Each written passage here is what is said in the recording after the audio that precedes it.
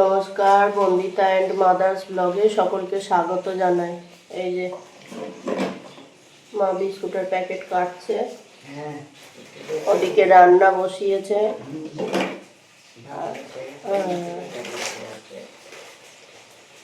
চলে মার কাল অনেক দৌড়ি হয়েছে, প্রচুর দৌড়ি হয়েছে। অফিসের জ্বালায় না মানুষ জ্বলে যাবে, পাগল করে দিচ্ছে। আজ এটা কাল সেটা, আজকে এই ডকুমেন্টস দাও, কাল ওই দাও, পরশুদিন তাই দাও। মানুষ একদম নাজেহাল হয়ে যাচ্ছে। আজকে এসআইআর, কালকে এসআইআর একবার এখানে জমা দিয়েছে হবে না, অফিসেও জমা দিতে হবে। অফিসে যেন ওরা নাম তুলবে, এখন ভাব দেখাচ্ছে সব। কি জ্বালা তুলে পড়া গেছে না মানুষের। আজ এই পরীক্ষা দাও ফোনে, কাল ওই পরীক্ষা দাও ফোনে। হ্যাঁ, যত সব উল্টো পাল্টা। না, কাজের কাজ কিছু হয় না, অকাজগুলো সব হয় যত। মানুষের দরকার সেই কাজগুলো করে দেন, সেগুলো করবে না। উনি খালি চারিদিকে ঘুরে ঘুরে বেড়াবেন। চলো চা খেয়ে নি। আটা খাওয়া হলো সব, এবার মা রান্না বসিয়ে দিয়েছে। ওদিকে আবার লঙ্কা টঙ্কা বাটলো। লঙ্কা ছিল না একদম ফ্রিজে, লঙ্কা বাটাটা মা মিক্সিতে বেটে রেখে দিল। লঙ্কা বাটা হলো, এদিকে সর্ষে পোস্ত বেটে নিলাম মাছের ঝাল করবো বলে। মাছের ঝালও হয়ে গেছে, আমারও ঝাঁট দেওয়া হয়ে গেছে। জল গরম করে দেবো, চা করে একটু বাদে করছি।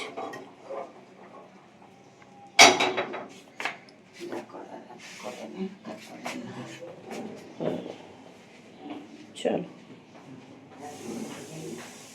রান্না হয়েছে আমাদের ভাত আর এই পেঁপে সেদ্ধ, পুঁইমিটুলি সব কিছু দিয়ে, আর কি মাছ এটা, আমুদি চুনো দিয়ে, আর চচ্চড়ি হয়েছে। আর এখানে ইলিশ মাছের ঝাল, সর্ষে পোস্ত বাটা দিয়ে, আর এই তো শশা রয়েছে। আজকে আমাদের এই মেনু।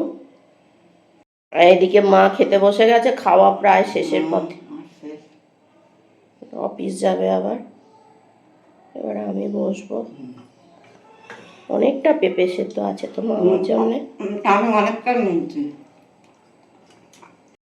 দুদিন ধরে বাড়ি থেকে আগের দিন আলমারিটা পরিষ্কার করলাম, আর আজকে এই র্যাকটা পরিষ্কার করলাম। চান টান হয়ে গেছে, তারপরে এই র্যাক পরিষ্কার করলাম। ভেবেছিলাম যে আগে র্যাকটা পরিষ্কার করে নেবো, তারপর চানটা করবো। তা ভাবলাম চানটা করেই নিয়ে তারপরে এই র্যাক ট্যাক পরিষ্কার করতে বসলাম। ওদিকে ওপরে টিভিটাও মুছে দিলাম। টিভিটা আগে মুছে দিলাম, কেননা এটা শুকনোটা দিয়ে মুছে তারপর কলিং দিয়ে করব। টিভিতে তো কলিং দেওয়া যায় না, ওই জন্যে। আর হচ্ছে যে এই র্যাকটা মা মাঝে মধ্যেই পরিষ্কার করে, তাও কি ধুলো পড়ে।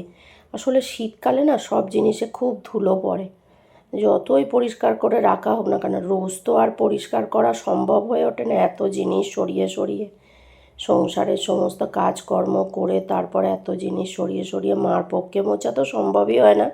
আর আমি তো অফিস যাই, যেটুকুনি সকালে করে দেয়া দিয়ে। আর এইগুলো জানো তো, এই প্লাস্টিকগুলো যেগুলো খুলছি, একটাই খোলা হয়ে গেছিলো আর তিনটে খোলা হয়নি। যবে থেকে কিনেছি তারপর থেকে আর এই প্লাস্টিকগুলো খোলা হয়নি।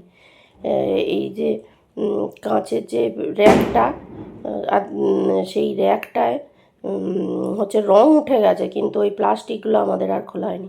আর এখানে কিসের বাজি ফাটছে কে জানে, খালি দমদাম বাজি ফাটছে।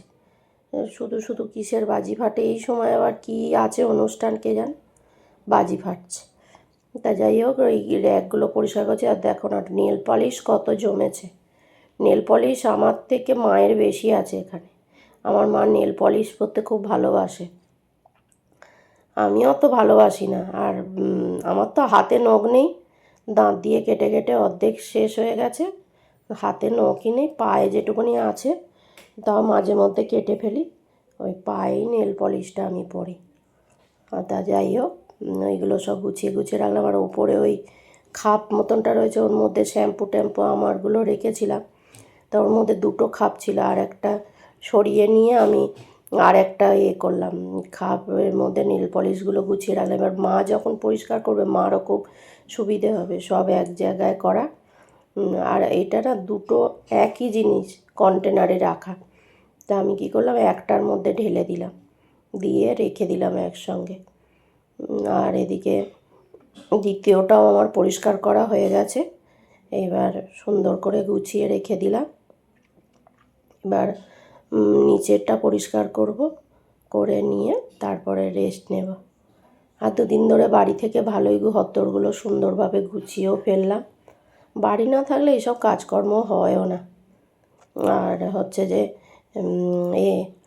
মাও তার মধ্যে মাও অফিস থেকে বাড়ি চলে এলো। মা আজকে আবার অফিস থেকে বাড়ি ফেরার সময় কালকে গেছিলো সোনারপুর, তা আমি ভেবেছিলাম মাকে বলবো কিছু খাবার আনতে, তা আজকে ফেরার সময় বলছে কী আনবো মানা, তোমার যা খুশি এনো। তা এগ চিকেন রোল এনেছিল। তো নাই তোকে বিক্ষু দিয়েছে?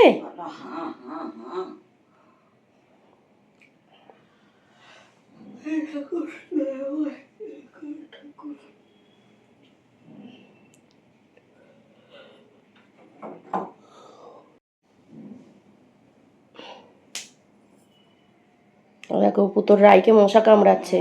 তাই না, আঙুলে এসে বসলো আবার কপালে, সেইটাই হচ্ছে ফিরছে। মারবি তো? হ্যাঁ বাবা। এই যে মা চা নিয়ে চলে এসছে, আমি বিস্কুট খেয়ে নিয়েছি, মা এই বিস্কুট খাচ্ছে। বাবা আজ রাত্রিরে মেনু কি? বেগুন পোড়া রুটি। গুড, খুব ভালো। চল চা খেয়ে নাও। এই যে মা আটা মাখছে, মার আবার হাঁটুতে যন্ত্রণা হচ্ছে খুব। সবজি কাটলাম তখন ফটো, হ্যাঁ সবজি কাটলাম তখন ফটোটা তুললি না। সবজি কাটলাম সব।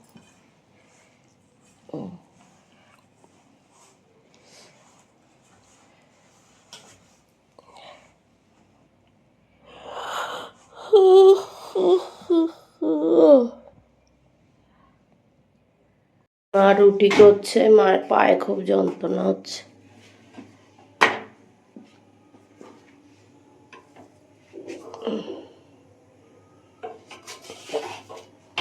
বললাম আমি করি, দাও, করতে দিল না।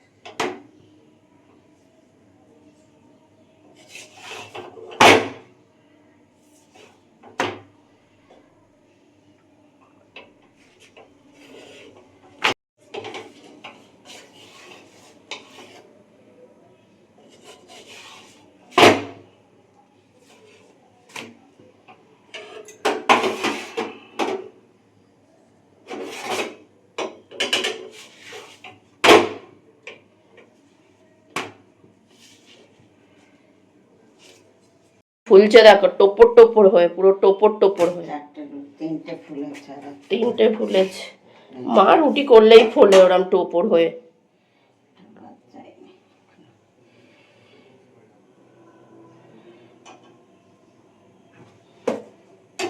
এই যে রুটিগুলো টোপর টোপর হয়ে ফুলছে। আমার রেডি হয়ে গেছে বেগুন পোড়া, আমি মেখেও ফেলেছি বেগুন পোড়াটা। টমেটো বেগুন একসঙ্গে পোড়ালাম, মেখে ফেললাম।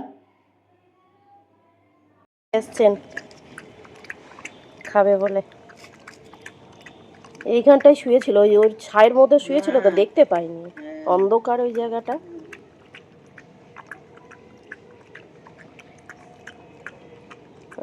দুধটা আগে চেটে চেটে খেয়ে নেবে, তারপর ভাতটা যেটুকুনি পড়ে থাকবে খাবে। অনেকদিন তো আবার খায়ও না। দুষ্টুমি করে, দুষ্টুমি বাইরে। বা আজকে সারাদিনটাই ঠান্ডা ছিল মা, ভালোই ঠান্ডা। আমাদের ওই রোদ্দুরটায় ওখানটা বসে আছি, কাকু বলছে যে রোদ্দুরটা বেশ ভালো রোদ পোয়াচ্ছে না, বলছে বাবা এত রোদে রোদ পোয়ানো যায় না। এই যে বাসন মাজি আর গ্যাসের ওই এটাও ঝিকটাও তুলে নিয়েছি, কেননা বেগুন পোড়ালেই দেখবে লাল লাল কেমন জল পড়ে, দেখতে বিচ্ছিরি লাগে। ওই জন্য ওটাও তুলে নিয়ে মেজে ফেললাম। আর হচ্ছে যে আর ডগিটাকে খেতে দিয়ে এলে যে এটা খায় ওটা তুলে আনি, তো নাহলে এখানে একটা বাড়িতে গাড়ি বেরোয়, ও চেপটে দিয়ে চলে যায়। তা যাই হোক, ওটা মা ধোয়ে, মা আমাকে ধুতে দেয় না, মা ধোয়।